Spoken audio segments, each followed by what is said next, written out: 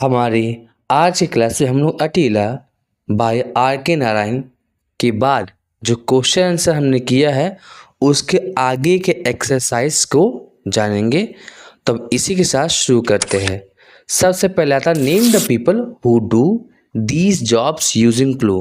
मतलब उन लोगों का नाम बताना है जिनके बारे में कुछ क्लू दिए गए, कुछ हिंट दिए गए हैं।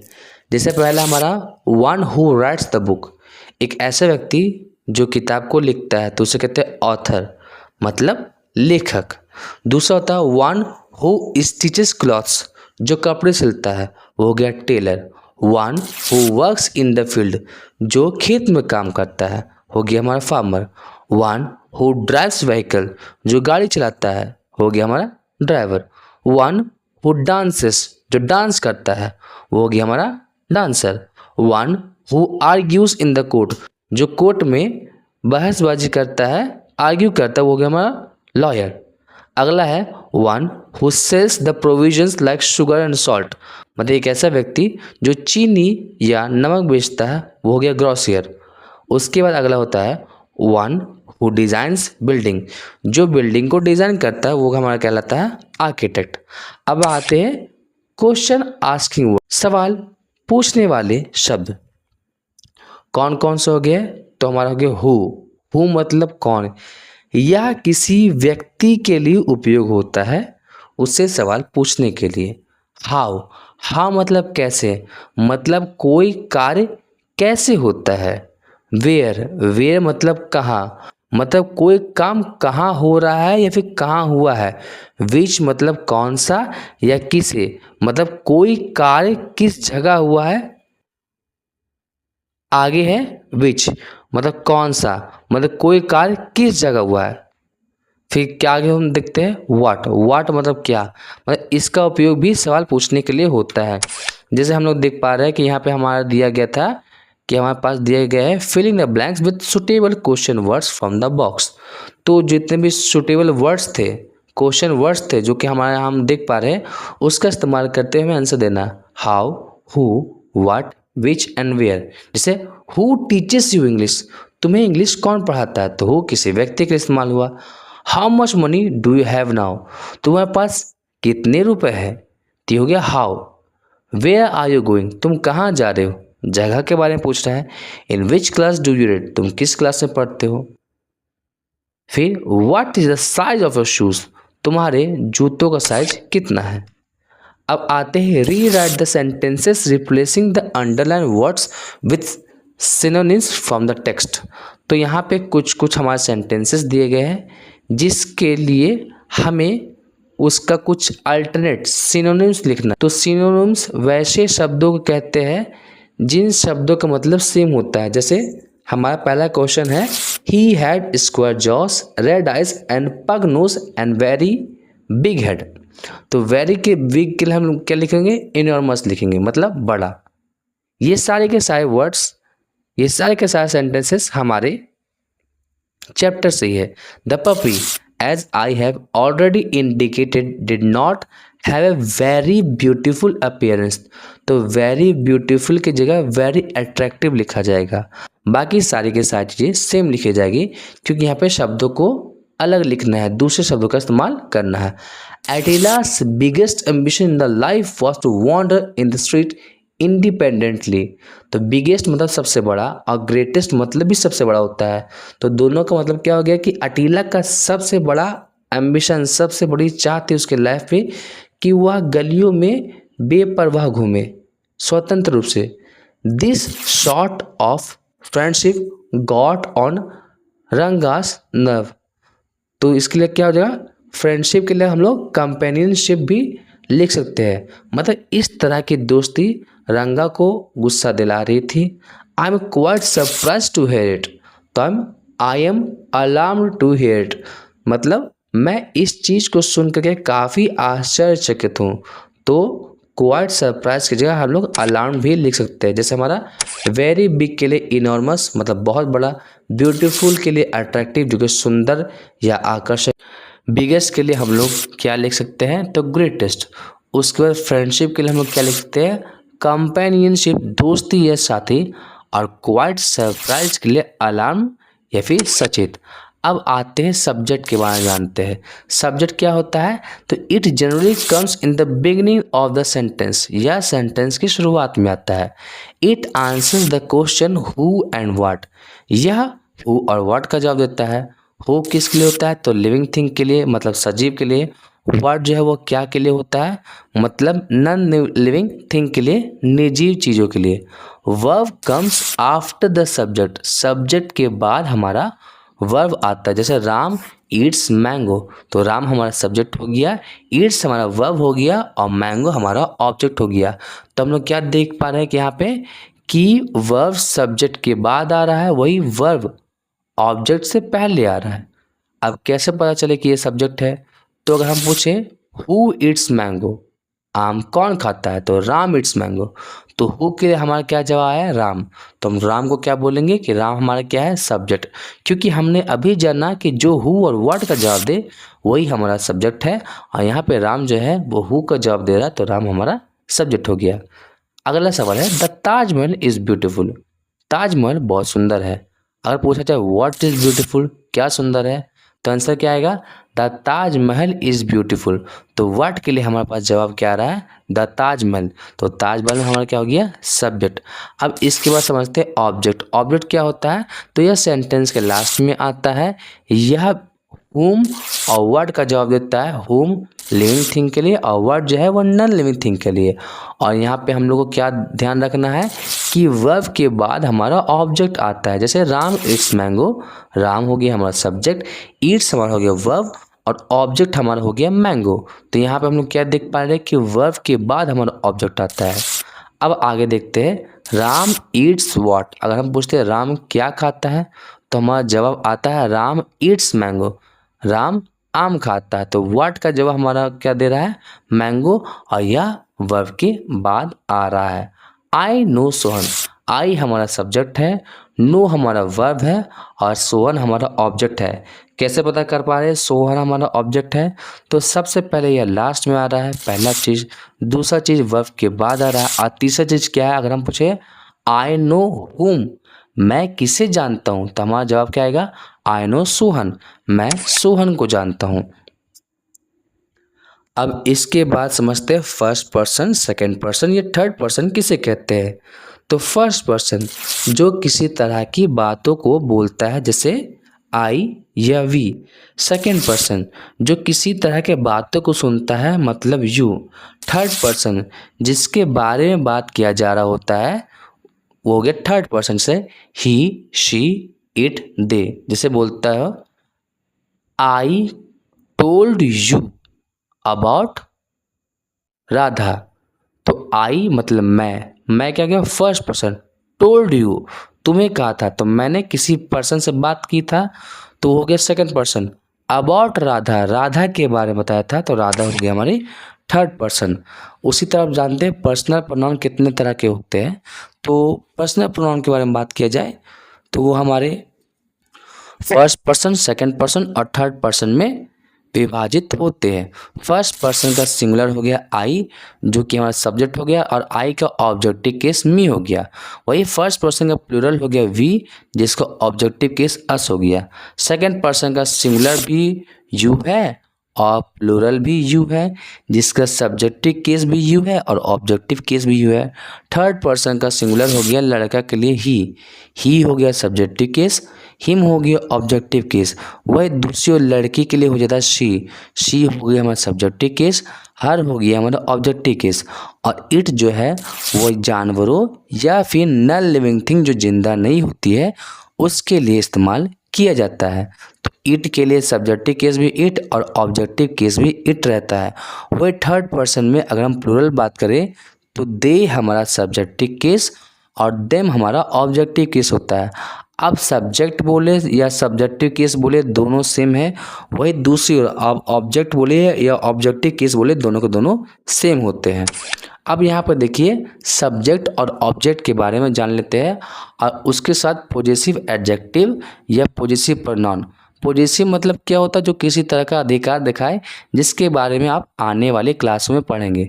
तो आई के लिए मी हो गया ऑब्जेक्टिव केस, माई हो गया हमारा पॉजेसिव एडजेक्टिव और माइन हमारा हो गया पॉजेसिव प्रोनाउन। यू हो गया हमारा सब्जेक्ट, यू हमारा हो गया ऑब्जेक्ट, योर हमारा हो गया पॉजेसिव एडजेक्टिव और योर्स हमारा हो गया possessive pronoun. He she it के लिए हिम हर इट लग जाएगा। अब पॉजेसिव एडजेक्टिव हो गया हीज हर इट्स। अब पॉजेसिव प्रोनाउन हो गया हीज और हर्स। वही हो गया वी के लिए हमारा हो गया objective case us, possessive adjective our और पॉजेसिव प्रोनाउंस आवर्स। यू के लिए हमारा objective case your, possessive adjective your और पॉजेसिव प्रोनाउन योर्स हो गया। दे के लिए हमारा ऑब्जेक्टिव केस देम हो गया, पॉजेसिव एडजेक्टिव होगा दियर और पॉजेसिव प्रोनाउन हो गया दियर्स। यहाँ पर देखिए पॉजेसिव एडजेक्टिव और पॉजेसिव प्रोनाउन दोनों के दोनों ही हमारे अधिकार को शो करने के लिए दिखाए जाते हैं। और हम लोग यहाँ पर देख पा रहे हैं कि ज़्यादातर पॉजेसिव प्रोनाउन में लास्ट में एस हो रहा है, जिससे हमें उसकी पहचान प्राप्त होती है। अब जब हम इन सब चीज़ों के बारे में समझ चुके हैं तो अब हम सब्जेक्ट, ऑब्जेक्ट और पॉजेसिव केस के बारे में भी जान लेते हैं। जैसे हमारे यहाँ कुछ क्वेश्चंस दिए गए हैं, जैसे हमारा है आई लव रीडिंग बुक्स। अगर हम पूछे यहाँ पे सब्जेक्ट क्या है तो कैसे पता चलेगा? सब्जेक्ट सेंटेंस के पहले आएगा, सब्जेक्ट वर्ब के पहले आएगा और सब्जेक्ट हु या हुम का जवाब देगा। तो अगर हम पूछे हु लव्स रीडिंग बुक, किसे किताब पढ़ना पसंद है, तो हमारे पास जवाब क्या आएगा? आई, मतलब मुझे। तो आई हमारा सब्जेक्ट या सब्जेक्टिव केस हो गया। अगला सवाल है I want you to win the next competition. मैं चाहता हूँ कि अगला कॉम्पिटिशन तुम जीतो। तो हम बोले who wants you to win the next competition, कौन चाहता है कि अगला कॉम्पिटिशन तुम जीतो? तो आंसर क्या आएगा? आई, मतलब मैं। I want whom to win the next competition, मैं किसे चाहता हूँ कि अगला कॉम्पिटिशन वो जीते? तो यू हो जाएगा, तुम हो जाएगा। तो ऑब्जेक्टिव केस, तो हम लोग यहाँ पे क्या देख पा रहे हैं? हु हमारा सब्जेक्टिव केस का आंसर दिया और हुम हमारा ऑब्जेक्टिव केस का आंसर दिया। अगला सवाल, you are my dear brother, आप मेरे भाई हो। अगर हम पूछे who is my dear brother, मेरा डियर ब्रदर, मेरा प्यारा भाई कौन है? तो आंसर क्या आ जाएगा? यू। तो यू हमारा हो गया सब्जेक्टिव केस। और हम पूछे you are whose dear brother, आप किसके प्यारे भाई हो? तो आंसर आ जाएगा माई, मतलब मेरा। तो हुज जो है वो पॉजेसिव केस को दिखाने के लिए इस्तेमाल किया जाता है। और सब्जेक्टिव केस और ऑब्जेक्टिव केस के बारे में तो हम लोग जान ही चुके हैं। अगला सवाल आता है he asked me about my examination, उसने मुझसे मेरे एग्जामिनेशन के बारे में पूछा। अगर हम पूछे who asked me about my examination, किसने मेरे एग्जामिनेशन के बारे में मुझसे पूछा? तो आंसर आ जाता है ही। तो ही हमारा हो गया सब्जेक्टिव केस, यह सेंटेंस के शुरुआत में भी आ रहा है या हु का जवाब भी दे रहा है, तो ये हमारा सब्जेक्टिव केस हो गया। अगला सवाल है he asked whom about my examination, उसने किससे मेरे एग्जामिनेशन के बारे में पूछा? तो यहाँ हमारा हो गया मी, जो कि हमारा ऑब्जेक्टिव केस होता है। और जिस तरह यहाँ पे माई हमारा पॉजेसिव केस था, उसी तरह यहाँ भी हमारा माई पॉजेसिव केस होता है। आगे he is very cute and attractive, वह बहुत अच्छा और आकर्षक है। तो अगर हम पूछे who is very cute and attractive, कौन बहुत अच्छा और आकर्षक है? तो आंसर क्या आ जाएगा? ही। तो ही हमारा क्या हो गया? Subjective case. आगे I gave it to her as she is my friend, मैंने उसे दिया था क्योंकि वह मेरी अच्छी दोस्त थी। अगर हम पूछे who give it to her as she is my best friend, who, तो हु का आंसर क्या आया? आई। तो आई हमारा सब्जेक्टिव केस हो गया। I give what to her as she is my best friend, मैंने उसे क्या दिया था क्योंकि वह मेरी बेस्ट फ्रेंड थी। तो यहाँ पे देखिए व्हाट का आंसर आया। तो व्हाट या तो हमारा सब्जेक्ट होगा या तो हमारा ऑब्जेक्ट होगा, लेकिन यहाँ पे जो गिव है वो हमारा वर्ब है और हम लोग क्या जानते हैं कि वर्ब के बाद हमारा ऑब्जेक्ट आता है। तो व्हाट हमारा ऑब्जेक्ट हो गया। तो व्हाट किसका आंसर दे रहा है? इट का। तो इट हमारा ऑब्जेक्टिव केस हो गया। उसी तरह यहाँ पे है I give it to whom as she is my friend, तो मैंने उसे किसे दिया था क्योंकि वह मेरी फ्रेंड थी, तो whom भी हमारा क्या हो जाएगा, हर के लिए बताया जाएगा, जो कि हमारा ऑब्जेक्टिव केस है। हम लोग whom या whose के बारे में पढ़े थे। I gave it to her as who is my best friend. अब देखिए यहाँ पे हु का जवाब दे रहा है, तो हु हमारा सब्जेक्टिव केस हो गया, क्योंकि यहाँ पे इज़ जो है वो हमारा वर्ब है और हु जो है वो हमारा सब्जेक्टिव केस का जवाब देता है। आगे है I give it to her as she is whose best friend, वह किसकी अच्छी दोस्त है, तो हुज अधिकार देखा है, तो माय जो है वह पोसेशन हो जाएगा।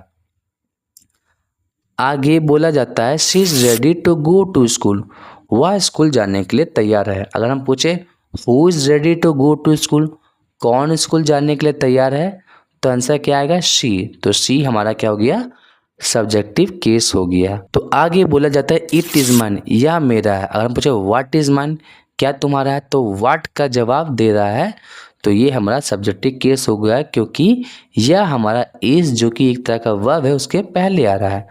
अब आता है इट इज़ हुज, यह किसका है, तो हुज जो है वो अधिकार बताने के लिए बताया जाता है, इसलिए हमारा पॉजिटिव केस हो गया। आगे है he had sent you a Telegram. अगर हम पूछे who had sent you a Telegram, तो आंसर आ जाएगा ही, तो ही हमारा सब्जेक्टिव केस हो गया, पहला चीज़। दूसरा चीज़ यह हमारा हु का जवाब दे रहा है। तीसरा चीज़ ये वर्ब के पहले आ रहा है, तो तीन तरीक़ों से हम यह बता पा रहे हैं कि यह हमारा सब्जेक्टिव केस है। फिर उसके बाद आता है ही हैड सेंट हुम, किसको भेजा है, तो तुम्हें, यू तुम्हें भेजा है, तो हुम का आंसर दे रहा है, तो यह हमारा हो गया ऑब्जेक्टिव केस। अब इसके बाद हम समझते हैं यूज़ ऑफ इज़, एम और आर। देखिए एम का तो एकदम सिंपल फंडा है, आई के साथ एम लगता है, जैसे I am student, I am excited about it, I am a teacher, I am a girl, I am a student, I am intelligent, I am lazy, I am clerk, I am a businessman, I am an engineer, I am dull teacher, कुछ भी बोला जा सकता है। लेकिन वही इस के बारे में बात करें तो वह ही, शी, इट या फिर किसी नाम के साथ इस्तेमाल किया जा सकता है। जैसे he is a doctor, John is my friend, this is my book, she is my classmate, she is a nurse, she is so sad today, it is very fine so far, she is a nice lady, she is my roommate, she is my teacher, और he is a doctor.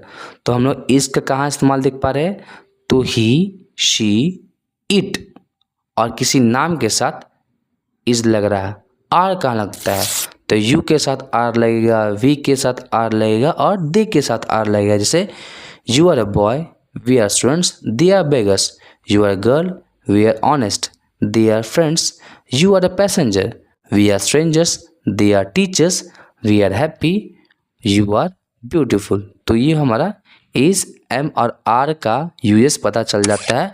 अब इसके साथ हम जाते हैं question में। जैसे हमारा सवाल है ब्लैंक खाली जगह दिया, आर वेटिंग फॉर यू, तो कौन इंतजार कर रहा है, तो आई के साथ तो एम लगता है, तो हम क्या लगाएंगे, वी।